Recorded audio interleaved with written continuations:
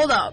This isn't some cheesy kid show. This is Kids in the Tank, a young perspective on business from high school students.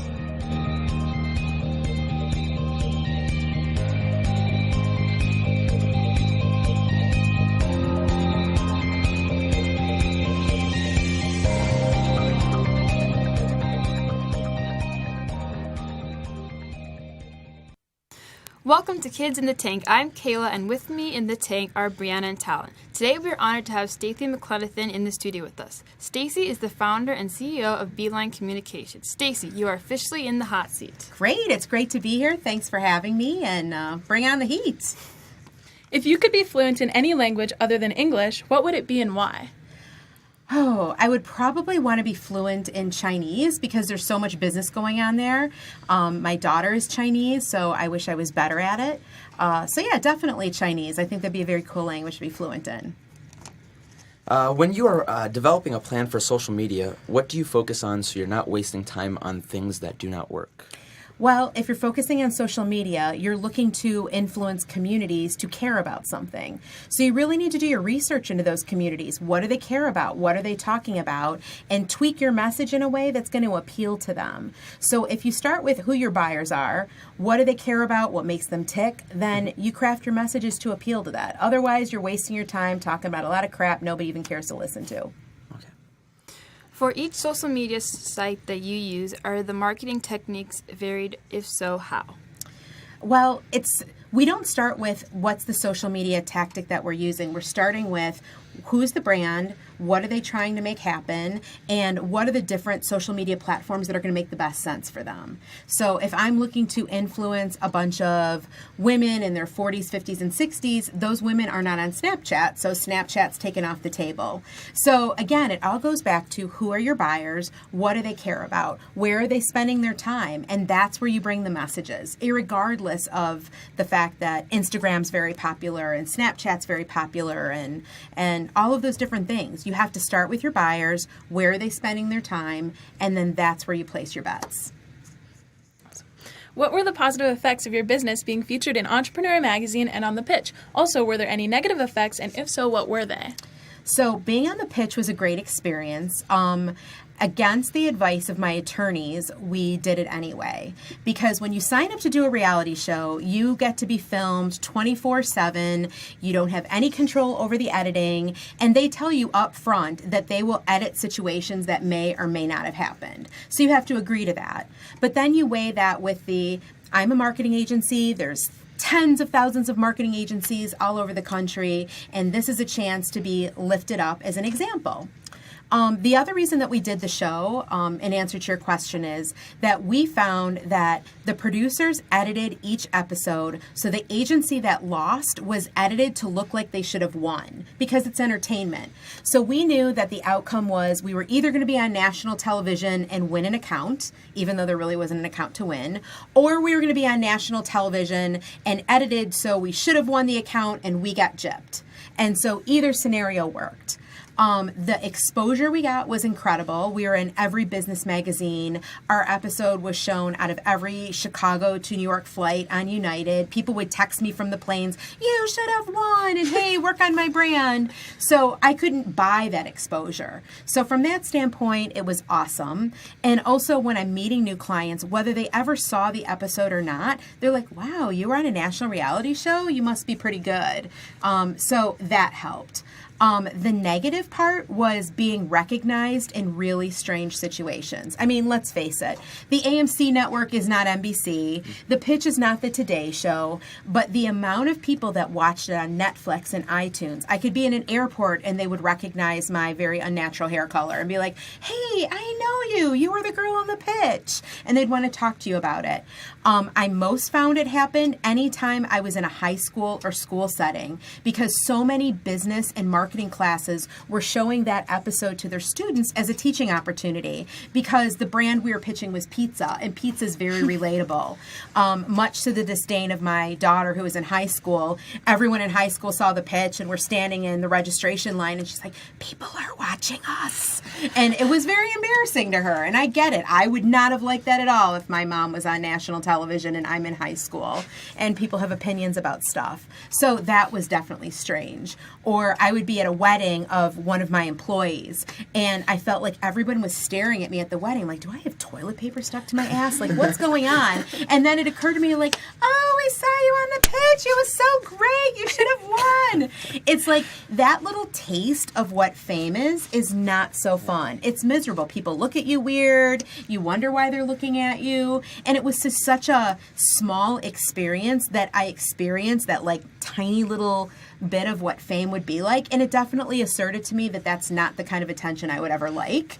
And it's a hard business to be in when you're responsible for entertaining people and people recognize you in the public eye. It's not fun. So I think that was like the only negative thing, but it was very short-lived, and so many positive things came out of it, and I'm glad that we did it, and it was great. My question is, when you look at a business, how do you form a plan to take them from their aspirations to the level of success that they wish to reach? So if a company comes to us, that's always my question is, what are you looking to do? Sometimes they're not willing to share with you, hey, I'm at making $1 million, I want to make $3 million. We just had a client recently come in that makes really cool things for shoes, and I don't want to out them because I'm going to share their financials. Their product is sold online. They're making about $3 million now, but in 5 years, we're going to be making $50 million. Mm-hmm. Okay, well, how are you going to do that? Are you going to acquire another company? Do you have a big purchase order from someone? No, we're just going to sell a lot more on e-commerce. Okay, well, how are you going to drive traffic to that e-commerce site?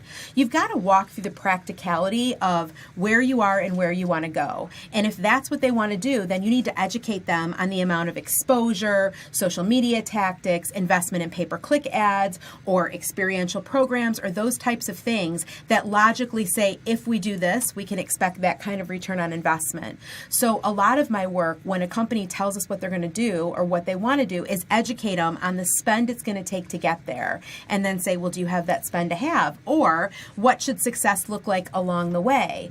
Or we'll have maybe many plans, and we'll say, let's try a lot of these things out in a small way, see what has the most success, and then we'll double down on the things that work and stop doing the things that don't work. But a lot of times it's just a discussion in practicality. Okay.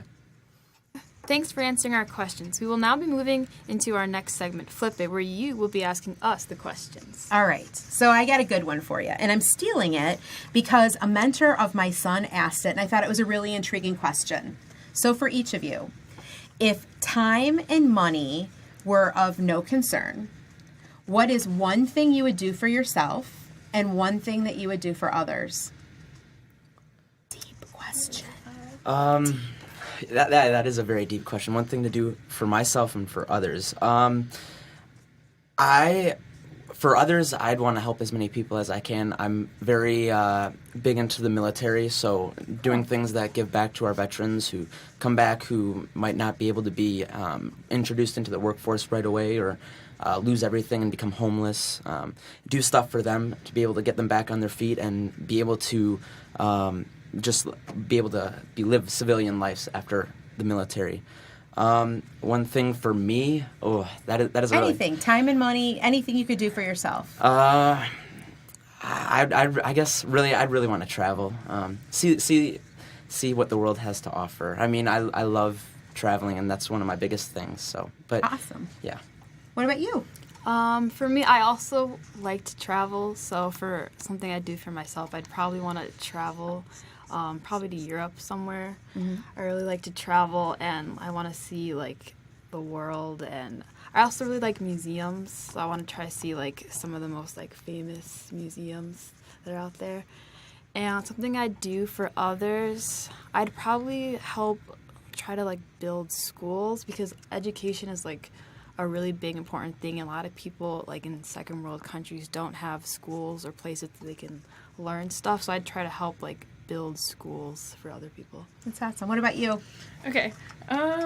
So I guess one thing I would do for myself, which is kind of maybe for other people a little bit too, but so I'm really into astronomy and astrophysics, and I work at Yerkes Observatory in Williams Bay. Oh, cool. And while I've decided that's not a very good long-term life plan, I get a lot of fulfillment in teaching other people about astronomy and things like that.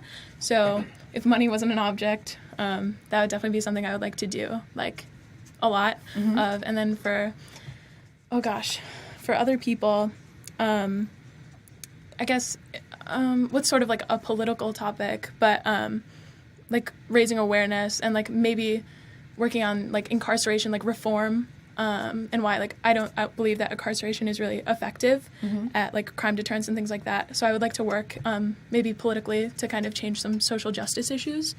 Okay. So with going over, if time and money weren't an issue, something you do for yourself or others, what's standing in your way for doing any of those things now, or putting you're setting your sights on that for the future? Oh gosh. What's the pressure to not do any of those things? I mean, money long term is a big thing, which is kind of an awful reason not to do something, but it's also kind of like a driving force as to not to do something, thinking about it in the long term. And there's just, I feel like there are other things that can pan out to larger opportunities than something like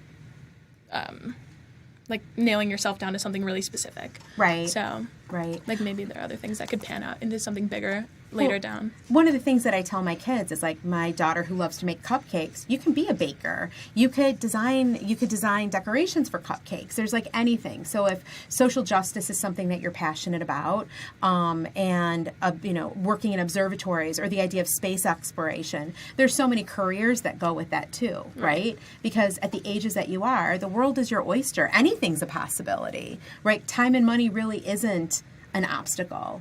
And in terms of building schools or, just getting involved more in education, those are things that you could get started right away, right? Yeah, I'd also like to say with the doing it now, I think for a lot of people, they may be a little lazy about it and say, oh, I can do it tomorrow, instead of having the motivation to saying, all right, today I'm going to do it. I'm going to start it right now, because there's no better time than now to do it. Right. And I think people just put it off. And when they put it off, it tends to be, oh, I'll do it tomorrow. And that tomorrow turns into the next day, turns into next week, turns into never end up doing it. Well, something that I always like to say, and it happens in my business, and I encourage everyone to do it, is if you have a goal for something, or there's something that is your heart's desire or passion, articulate it. Talk to other people about it. Because what you'll find subconsciously is that you're emoting that to the universe. I'm passionate about astronomy. I'm passionate about schools. And you'll just find very serendipitously that things will fall in your lap as opportunities to travel, to give back to vets. You'll connect with other people who are passionate about that, not on purpose. It'll just happen organically if you continue to focus on that. And your path might take you that way just because you're putting it out there. I found in my life and my career, when I had goals for myself or things that I wanted to do, I'd write it out. I'd actually verbalize it, even if no one else was in the room. And it would shock myself how often I would just invite that into my life. I do that in my business too.